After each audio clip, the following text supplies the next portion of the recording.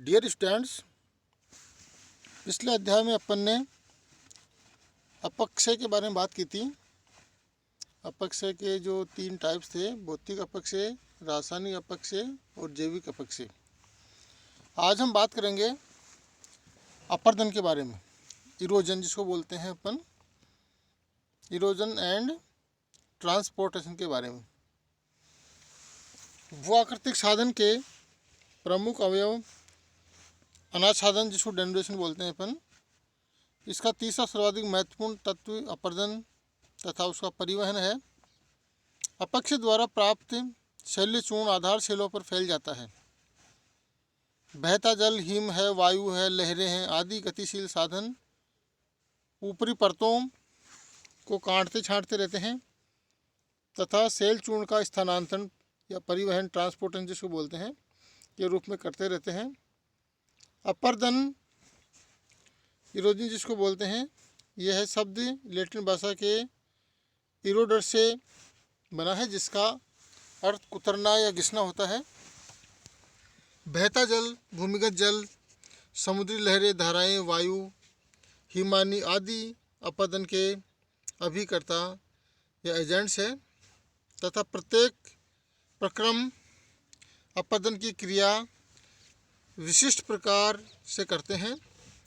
अधिकांश विद्वानों की राय में परिवहन क्रिया अपर्दन का ही एक भाग है। अपर्दन के 4 पक्ष होते हैं। गतिशील साधन द्वारा सेलों पर बने सेल चूर्ण को घिसकर अथवा तोड़कर ग्रहण करना। परिवहित होते हुए सेल चूर्ण की रगड़ द्वारा धरातल सेलों को घिसना। थर्ड है परस्पर टकराकर छोटा तथा क्षीण होता जाना। फोर्थ है समस्त अपर्दित पदार्थ का परिवहन करना। अपर्दन के यदि अपन टाइप्स की बात करें, प्रकार की, तो इसको अपन भौतिक अपर्दन, फिजिकल इरोजन और रासायनिक इरोजन, रासायनिक अपर्दन में डिवाइड कर सकते हैं। भौतिक की अपर्दन की अपन बात करें तो इसके अंदर अपघर्षण, कोरोजन जिसको बोलते हैं। सेकंड है सन्निघर्षण, एट्रीजन बोलते हैं। अपवाहन, डिफ्लेशन बोलते हैं इसको। फोर्थ है जलगति क्रिया, हाइड्रोलिक बोलते हैं, हाइड्रोलिक एक्शन।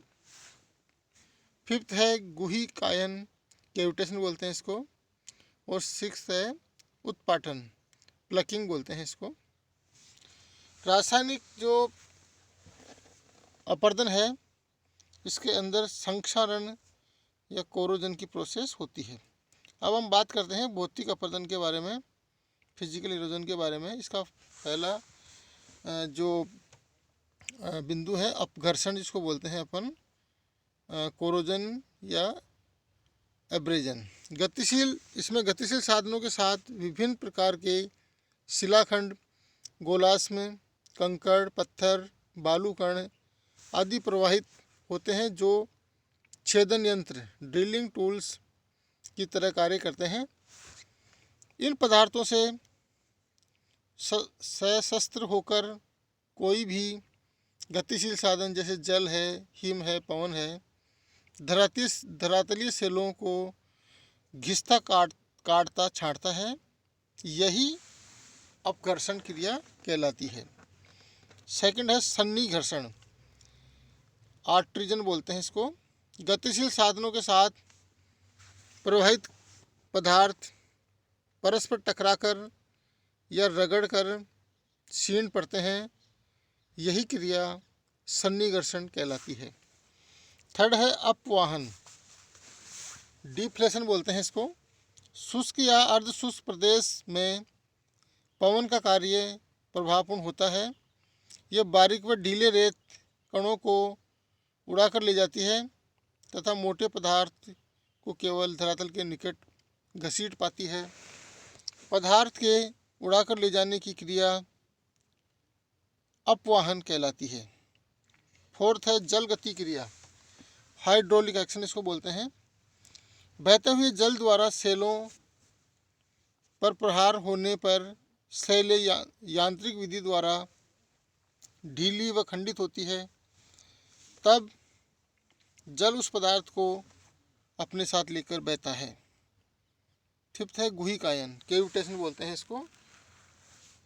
नदी में भंवर उत्पन्न होने पर निरंतर उस स्थान पर जल की तीव्र तरंगों से नदी जल में विशाल छिद्रों का निर्माण होता है। गुहिक आयन क्रिया से तल में जल गर्तिकाएँ, जिनको अपन पोथोल्स बोलते हैं, पोथोल्स हैं, अवनमित कुंड बोलते हैं, प्लंज पूल्स, ये बन जाते हैं। 6 है उत्पाटन, प्लकिंग जिसको बोलते हैं। हिमानी अपने मार्ग में पड़ने वाले शिलाखंडों को उखाड़कर अपने साथ प्रवाहित करती है। यह क्रिया उत्खनन या क्वारिंग की भांति होती है। सेकंड है इसमें रासायनिक अपरदन, केमिकल इरोजन इसको बोलते हैं अपन। इसके अंदर संक्षारण की क्रिया होती है, कोरोजन की। यह जल की रासायनिक क्रिया है। इसमें 5 प्रक्रम सम्मिलित है। फर्स्ट है घुलन क्रिया, सेकंड है घुलन क्रिया को अपन सॉल्यूशन बोलते हैं। दूसरा है कार्बोनेटीकरण, जिसको अपन कार्बोनेशन बोलते हैं। थर्ड है जल योजन, हाइड्रेशन बोलते हैं इसको। फोर्थ है ऑक्सीकरण, ऑक्सीडेशन बोलते हैं। फिफ्थ है जल अपघटन, हाइड्रोलाइसिस।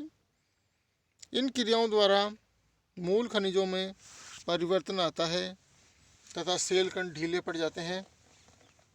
इसकी नेक्स्ट जो प्रोसेस है ट्रांसपोर्टेशन या परिवहन।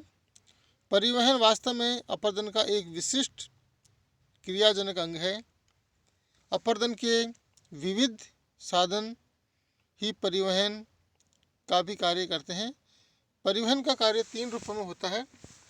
फर्स्ट है अपरदन साधन के साथ विलयित रूप में इन सॉल्यूशन।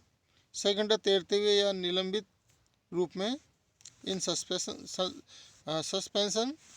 थर्ड है बड़े कणों तथा खंडों का धरातल पर घसीटने या कर्षण रूप में, ट्रैक्शन लोड बोलते हैं इसको। थैंक्स।